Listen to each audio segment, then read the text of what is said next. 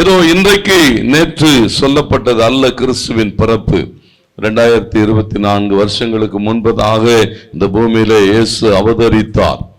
இயேசு பிறந்தார் என்பது என்ன செய்யப்பட்டிருக்குன்னு சொன்னா, இங்கே வாசித்தோம். அந்த வசனங்கள் எல்லாம் ஏசாயா தீர்க்கதரிசி சொல்லுகிற போது சுமார் ஏறக்குறைய ஒரு 714 வருஷங்களுக்கு முன்பதாக ஒரு தீர்க்க தரிசனமாய் ஒரு காரியத்தை பேசுகிறார். அந்த காரியங்கள் பேசப்படுகிற போது சொன்னார், ஆண்டவர் தாமே உங்களுக்கு ஒரு அடையாளத்தை கொடுப்பார். கர்த்தருக்கு மகிமை உண்டாகட்டும். யாரோடு கூட பேசுகிறார் என்று பார்க்கிற போது அந்த வேத பகுதிகள் எல்லாம் சொல்லுகிறது, ஆகாசோடு கூட பேசுகிறார். ஆகாசனிடத்திலே கேட்பார், ஒரு அடையாளத்தை தேவனிடத்திலே வேண்டிக்கொள் என்று சொல்லுகிற போது ஆகாஸ் மறுப்பான். கர்த்தருக்கு மகிமை உண்டாகட்டும். ஆகாசை நீங்கள் அறிந்து கொள்ள வேண்டுமானால் ராஜாக்களிலும் நாளாகம புஸ்தகங்களிலும் போய் வாசித்து பாருங்கள். அங்கே போடப்பட்டிருக்கிறது, ஆகாஸ் தேவனுக்கு விரோதமான காரியங்களை செய்து கொண்டிருந்த போது, தேவனுக்கு விரோதமாய் செயல்பட்டு கொண்டிருந்த ஆகாஸ், ஆண்டவரிடத்திலிருந்து ஒரு வார்த்தை வருகிறது. ஒரு நாள் வந்து வரும், ஆண்டவர் என்ன செய்வார்னு சொன்னா, இந்த ஆகாசனுடைய ராஜ்யத்தை அழித்து தேவன் தம்முடைய ஜனங்களுக்கான ராஜ்யத்தை பூமியிலே ஸ்தாபிப்பார். அதை தாவீதின் சந்ததியிலே கொடுப்பார். அந்த ராஜ்யம் என்னென்றைக்கும் அழிவில்லாத ஒரு ராஜ்யமாய் இருக்கும் என்று சொன்னார். தேவன் மகிமைப்படட்டும். இன்றைக்கு வரைக்கும் கர்த்தர் அரசாளுகிறார். தேவ நாமம் இந்த பூமியில என்ன செய்யப்பட்டிருக்கிறது சொன்னா மகிமைப்பட்டு கொண்டு இருக்கிறதை பார்க்கிறோம். கிறிஸ்துவனுடைய பிறப்பு கொண்டாட்டங்கள், ஆண்டவருக்கு மகிமை உண்டாகட்டும். பாருங்க, ஒவ்வொரு நூற்றாண்டுகளிலும் எல்லா காலகட்டங்களிலும் இயேசுவினுடைய பிறப்பு என்ன செய்திருக்குன்னு சொன்னா ஒரு பெரிய தாக்கத்தை உண்டு பண்ணி இருக்கிறதை பார்க்கிறோம். முன்னறிவிக்கப்பட்டவர் சொன்னபடியே என்ன செய்திருக்கிறாரா, பூமியில வந்து பிறந்தார். ஏதோ ஏசாயா சொன்னது மாத்திரமல்ல, மீகா சொன்னது மாத்திரமல்ல. நீங்க என்னாம 24:17 வாசிக்கிற போது அங்கே போடப்பட்டிருக்கிறது. சொல்லுகிற போது பிலேயாம் கீழே விடுகிற போது தரிசனம் காண்கிற போது சொல்லுகிறா, ஒருவரை பார்ப்பேன், அவர் என்ன செய்வார் சொன்னா யாக்கோபிலிருந்து ஒருவர் தோன்றுவார். வாசிங்கள் 17வது. அந்த காலகட்டங்கள் தேவனுக்கு மகிமை உண்டாகட்டும். பல நூற்றாண்டுகளை கடந்து, பல ஆயிரம் ஆண்டுகளை கடந்து தேவனுக்கு மகிமை உண்டாகட்டும். வாக்குத்தத்தங்கள் நிறைவேறும்படியாக கிறிஸ்து என்ன செய்தார்னு சொன்னா எருசலேமிலே பிறக்கிறதை நாம் பார்க்க முடியும். ஆண்டவர் மகிமைப்படட்டும். ஒருவேளை இயேசு பிறவாது இருந்திருந்தா இந்த சமுதாயத்துல என்ன சம்பவித்திருக்கும் என்பதை அறிந்து கொள்ள வேண்டும். ஏன் கிறிஸ்துவனுடைய பிறப்பை நாம் கொண்டாடுகிறோம்? அவர் ஏன் மாட்டுக்கொட்டில பிறந்தார், ஏன் எங்க பிறந்தார், இதுக்கெல்லாம் அநேக காரியங்களை நாம் சொல்லி இருக்கிறோம். தேவனுக்கு மகிமை உண்டாகட்டும். இன்றைக்கு கூட அநேகர் பேசுகிற போது சத்திரத்துல இடமில்லாதபடினாலே சத்திரக்காரன் என்ன செய்தானா அவங்கள, அதெல்லாம் நம்ம படிக்கிறோம் பாருங்க, அவர்களை என்ன செய்து விட்டார், வெளியே அனுப்பி விட்டார் என்றெல்லாம் சொல்லப்பட்டிருக்கிறது. தேவனுக்கு மகிமை உண்டாகட்டும். எல்லா இடங்களிலும் தேவனுடைய திட்டத்தை மாத்திரம் தான் நாம் பார்க்கிறோம். இயேசு கிறிஸ்து அங்கே அன்றைக்கு சத்திரத்திலிருந்து வெளியே அனுப்பப்பட்டார் என்று போடப்பட்டிருக்கிறன்னு சொன்னா அது ஏதோ சத்திரக்காரன் எடுத்த தீர்மானம் அல்ல, சத்திரக்காரனுடைய முடிவு அல்ல, சத்திரக்காரனுடைய அந்த காரியங்கள் அல்ல. ஆண்டவருக்கு மகிமை உண்டாகட்டும். தேவன் ஒன்றை திட்டமிட்டு இருந்தார். அது 35 போடப்பட்டிருக்கிறது. ஏதேர் கோபுரம் என்று சொல்லி நீங்கள் வாசிக்க முடியும். ஆண்டவர் மகிமைப்படுவாராக. நல்ல கவனிங்க, அவர் அங்கே அந்த மாட்டுக்கொட்டிலே பிறந்தார் என்று சொல்லப்பட்டிருக்கிறது சொன்னா அது ஒரு மாட்டுக்கொட்டில் மாத்திரம் அல்ல. தேவனுக்கு மகிமை உண்டாகட்டும். ஆடுகள் மாடுகள் தங்குகிறதற்காக வனாந்தரத்திலே போடப்பட்டிருந்த ஒரு ஏதேர் கோபுரம், அதுல இருந்துதான் எல்லாவற்றையும் பார்த்து கொண்டிருப்பார்கள். வனாந்தரத்தில் மேய்ந்து கொண்டிருக்கிற ஆடுகள் அவைகள் சினையா இருக்கிற போது, அவைகள் குட்டிகளை ஈன்கிற போது அவைகளை எல்லாம் கொண்டு வந்து என்ன செய்வார்கள் சொன்னா அந்த ஏதேர் கோபுரத்துக்கு கீழே வைத்திருப்பார்கள். ஏன்னா வனாந்தரத்திலே அந்த ஆடுகள் குட்டிகளை போடுகிற போது அங்க என்ன சம்பவிக்கும்னு சொன்னா அந்த ரத்த வாடையினாலே மிருகங்கள் கர்த்தருக்கு மகிமையாக வந்து அந்த குட்டிகளை கொன்று போண்டு விடும். ஆகையினால அது ஒரு பாதுகாப்பாய் அந்த குட்டிகளை ஈன்ற வேண்டும் என்பதற்காகவும் அவைகளை பாதுகாப்பதற்காகவும் ஏதேர் என்கிறதான கோபுரத்தை வைத்திருந்தார்கள். அந்த கோபுரத்துக்கு கீழே தான் வந்து குட்டிகள் என்ன செய்யப்படும், போடப்படும். ஆண்டவருக்கு மகிமை உண்டாகட்டும். எல்லா மேய்ப்பனுக்கும் அந்த இடம் தெரியும். ஏன் இதை பார்க்கிறோம் சொன்னா, ஆண்டவர் ஆதியாமத்திலே ஒரு காரியத்தை திட்டமிட்டிருக்கிறார். அந்த இடங்கள், எல்லைகள், அங்கதான் யாக்கோபு ஆடுகளை மேய்த்து கொண்டிருக்கிறான், தாவீது ஆடுகளை மேய்த்து கொண்டிருக்கிறான். தேவனுக்கு மகிமை உண்டாகட்டும். யாக்கோபு திரும்ப வருகிற போது அங்கே ராகேல் பிள்ளை பெற்றெடுக்கிறதை பார்க்க முடியும். இந்த இடங்கள் எல்லாம் எதை காண்பிக்கிறேன்னு சொன்னா, இது தேவனுடைய திட்டம்.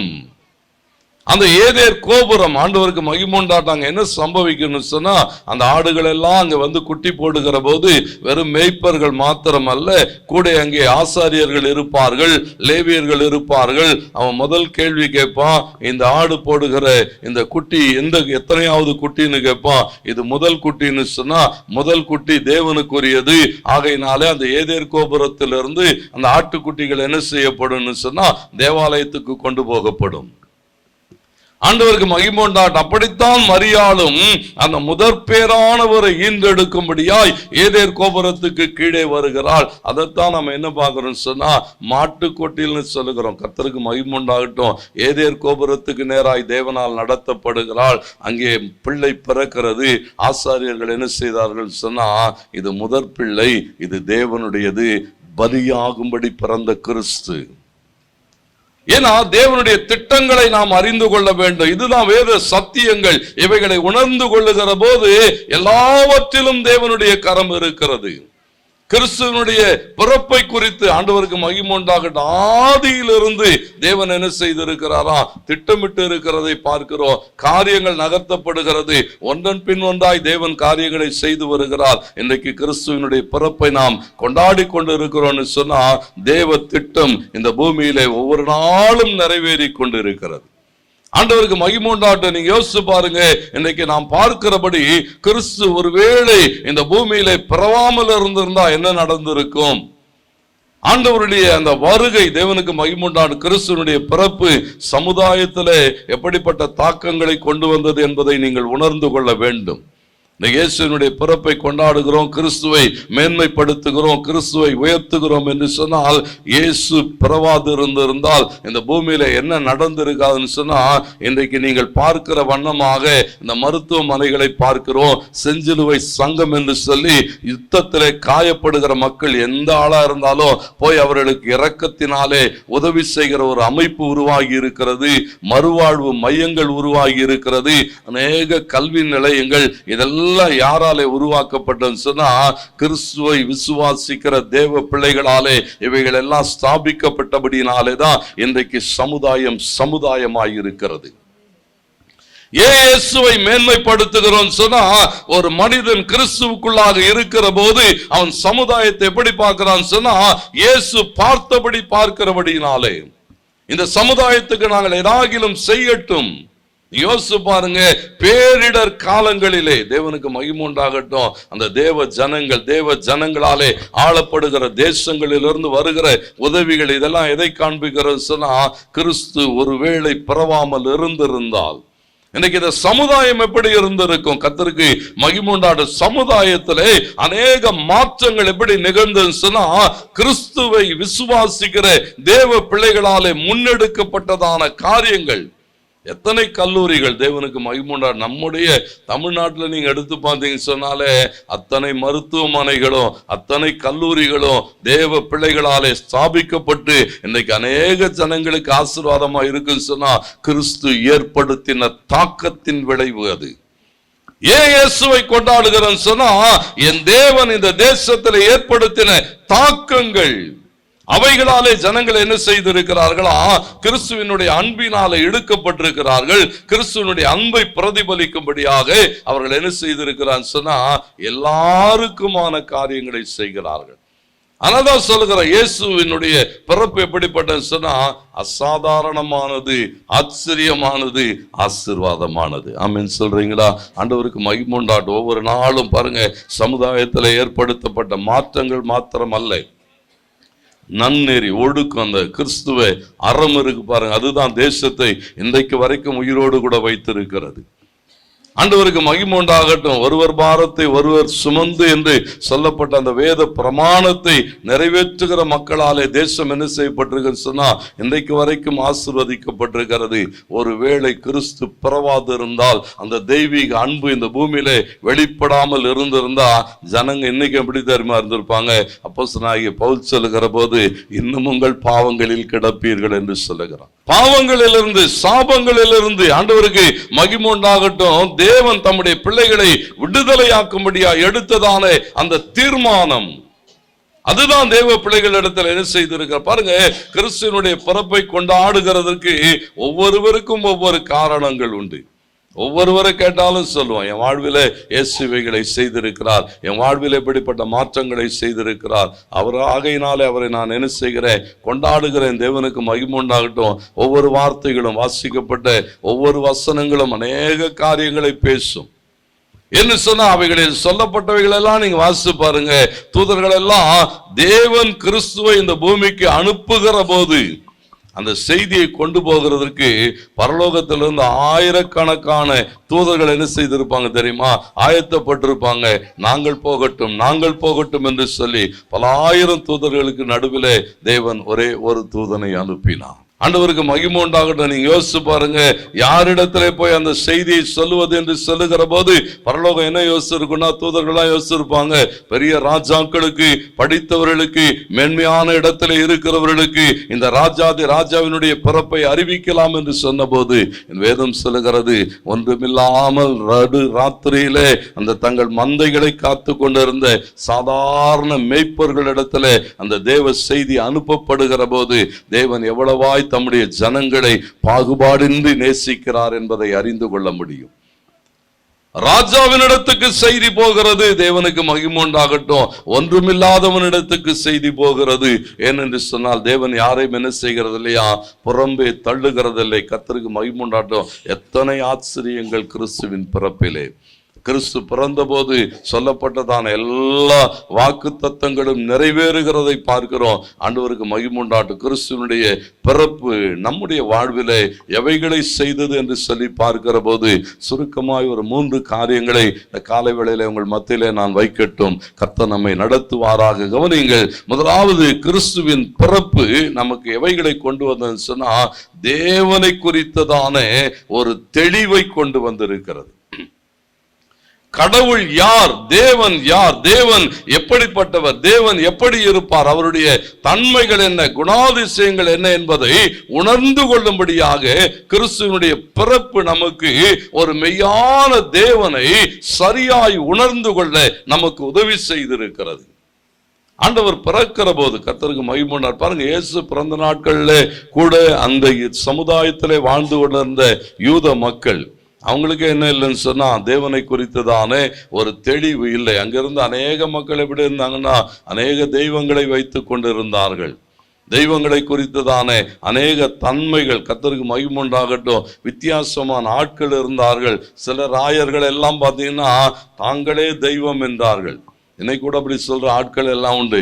நான் தான் கடவுள், என்னதான் கும்பிடணும்னு சொல்லுகிற மனுஷர்கள் உண்டு. அன்றைக்கும் அப்படிப்பட்டதான ஆட்கள் இருந்தார்கள். நல்லா கவனிங்க. சொன்னா கடவுள் என்பது யார்?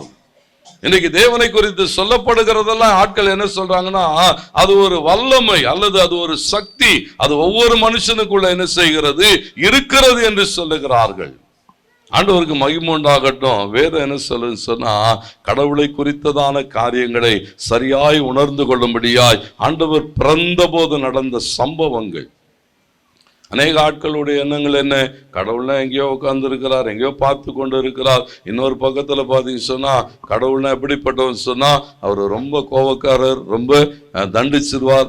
பிள்ளைங்களுக்கெல்லாம் சொல்லியே வளர்த்துருப்பாங்க. ஏதாவது செஞ்சினா சாமி என்ன செஞ்சிடும், கண்ணை குத்திரும். சாமி என்ன செஞ்சிடும், அப்படிதான் சொல்லி வளர்த்துருக்கேன். ஆட்கள் ஏதாவது பயமுறுத்தணும்னாவே இதெல்லாம் செஞ்சுன்னா சாமி என்ன செஞ்சிடும், கண்ணை குத்தாது அப்படின்னு. ஏசாமி வந்ததுக்கப்புறம் தான் சொன்னார், இல்லை இந்த சாமி எப்படிப்பட்ட சாமி, நம்ம எல்லாம் நேசிக்கிற ஒரு சாமி, கர்த்தருக்கு மகிமுண்டாட ஒரு தெய்வத்தை உணர்ந்து கொள்ளும்படியா.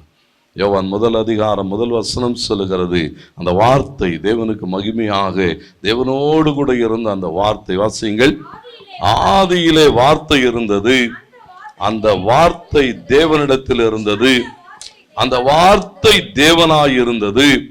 அந்த வார்த்தை என்ன செய்ததாம்? 14வது வசனம், மாம்சமாகி கிருபையினாலும் சத்தியத்தினாலும் நிறைந்தவராய். பாருங்க, ஒரு தேவன் யார் என்று சொல்லுகிற போது இயேசு வருகிறார். அந்த வார்த்தையாகிய தேவன் அதர்சனமான ஒரு தேவன். கர்த்தருக்கு மகிமை உண்டாகட்டும். அந்த வார்த்தையிலே வந்த தேவன் மாம்சமாகி என்ன செய்தாரா? இந்த பூமியிலே கடந்து வந்தார் என்று பார்க்கிறோம்.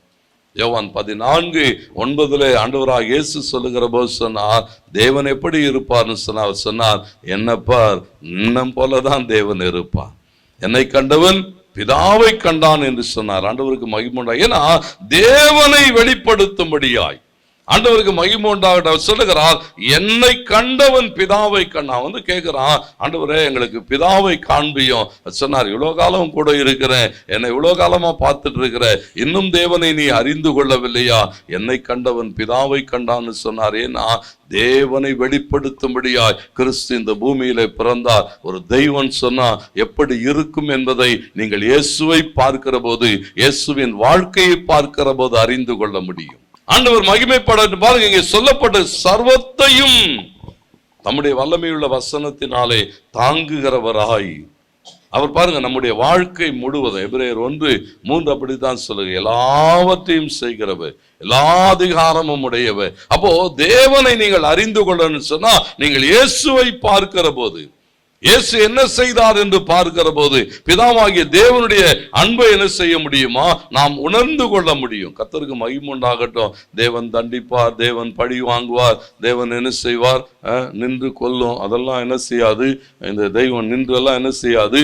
ஆண்டவருக்கு மகிமை உண்டாகட்டும். பாருங்க, காலங்களாய் தேவனை குறித்து சொல்லப்பட்டவைகளை எல்லாம் தாண்டி இயேசு என்ன செய்தார்னு சொன்னா, ஒவ்வொரு மனுஷனுடைய பாவத்திலிருந்து அவனை விடுதலையாக்கும்படி, அவனை நீதிமானாக்கும்படி, தேவன் எப்படிப்பட்டவர் என்பதை தம்முடைய ஜனங்களுக்கு காண்பிக்கும்படி அவருடைய பிறப்பு வெளிப்படுத்துகிறதை பார்க்கிறோம்.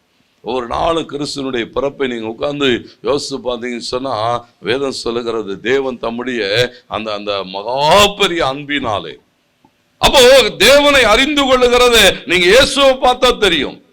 வியாதிப்பட்ட மக்களை பார்க்கிற போது, தேவைகளோடு கூட இருக்கிற மக்களை பார்க்கிற போது, பசியோடு கூட இருக்கிற மக்களை பார்க்கிற போது, தோற்று போய் என்ன செய்வோம் என்று திகைத்து கொண்டிருந்த மக்களை பார்த்த போதெல்லாம் இயேசு என்ன செய்தார்னா, எல்லாருக்கும் எல்லா இடங்களிலும் உதவி செய்தார்.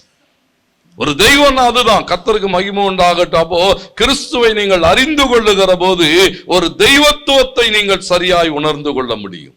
இரண்டாவது காரியம் சொல்லப்பட்டிருக்கிறது, கிறிஸ்துவனுடைய பிறப்பு எதை காண்பிக்கிறது சொன்ன மத்தேயுல வாசிக்கிறோம். 1:23 வசனம், நமக்கும் அவரோடு கூட இருக்கிற உறவு எப்படி இருக்குன்னு சொல்லுகிற போது, அவரை ஒரு மனிதன் என்ன செய்ய முடியாது, அறிந்து கொள்ள முடியாது, அல்லது அவரோடு கூட நெருங்க முடியாது. அதுக்கு அவர் நெருங்கணும்னு சொன்னா நீங்க என்ன செய்யணும்னு சொன்னா, வனாந்தரத்துல போய் நேரம் எடுத்து என்ன செய்யணும், காத்திருக்கணும். ஒற்றைக்கால் தவம் இருந்தவர்கள் இருக்கிறார்கள், முள் மேல உட்கார்ந்து காத்திருந்தவர்கள்.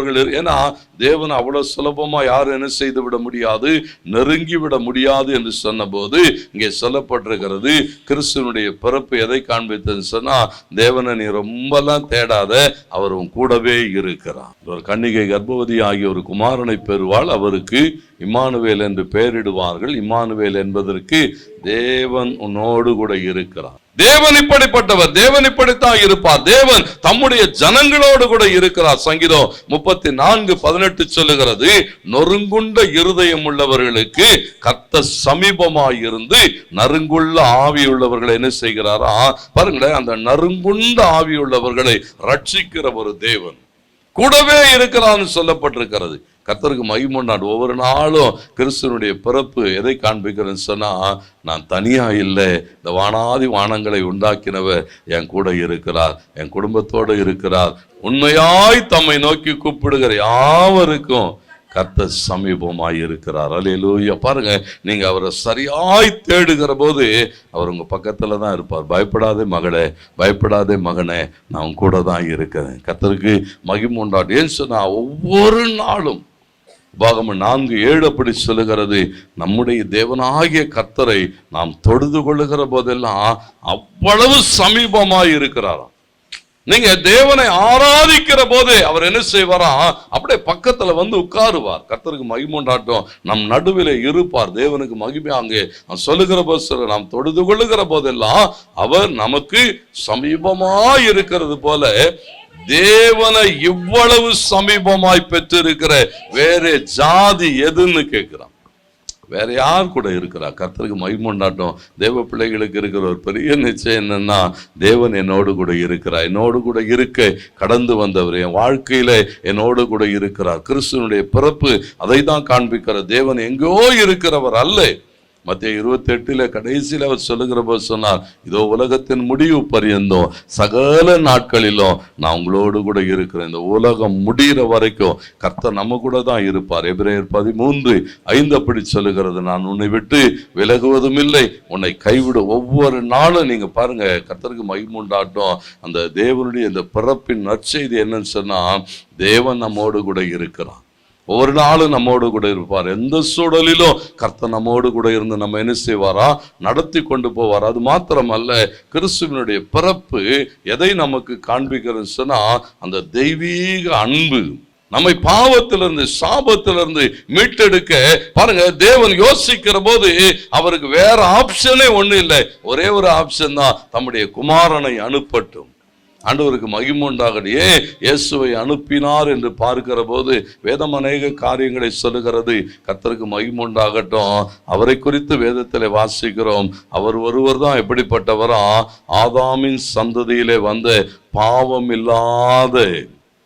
பாருங்க, ஆதாமின் சந்ததியிலே எல்லாரும் என்ன செய்தார்களா, பாவத்துக்குள்ளாக பிறக்கிற போது கிறிஸ்து மாத்திரம் தான் என்ன செய்தாரா, வசனம் சொல்லுகிறது, பரிசுத்த ஆவி உண்மையிலே நிழலிடும். கர்த்தருக்கு மகிமை உண்டாகட்டும். கன்னி மரியாள் இடத்துல இயேசு பிறந்த போது தேவனுக்கு மகிமை உண்டாகட்டும். அந்த ஆதாமின் சந்ததி அல்ல, தேவனாலே. ஏன்னா ஒவ்வொரு நாளும் பாருங்களேன், நம்முடைய பாவத்துக்கு சாபத்துக்கு அவர் பலியாய் தன்னை கொடுக்கிற போது அவர் பாவம் இல்லாதவராய் இருக்கணும், அவர் சாபம் இல்லாதவராய் இருக்கணும். ஆகையினாலே பரலோகம் என்ன செய்கிறதை பார்க்கிறோம், தேவன் தம்முடைய ஒரே பேரான குமாரனை அனுப்புகிறாள். கர்த்தருக்கு மகிமை உண்டாகட்டும். அவர் என்ன செய்தாரா, கன்னி மரியாளிடத்துல வந்து பிறந்தார் என்று சொல்லி பார்க்கிறோம்.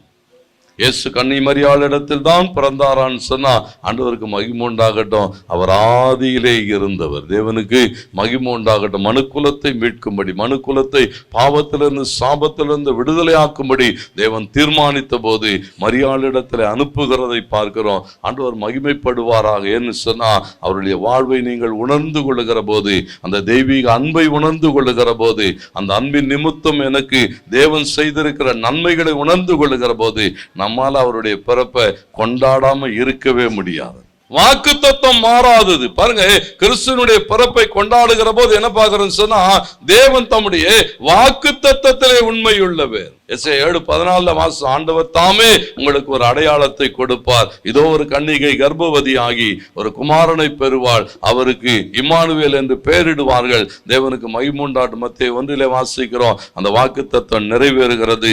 சொன்னபடியெல்லாம் செய்தவர் நம்முடைய வாழ்விலும் என்னெல்லாம் இந்த பரிசுத்த வேதாகமும் நமக்கு வாக்கு பண்ணி இருக்கிறதோ, அவைகள் எல்லாவற்றையும் நாம் பெற்று அனுபவிக்க முடியும்.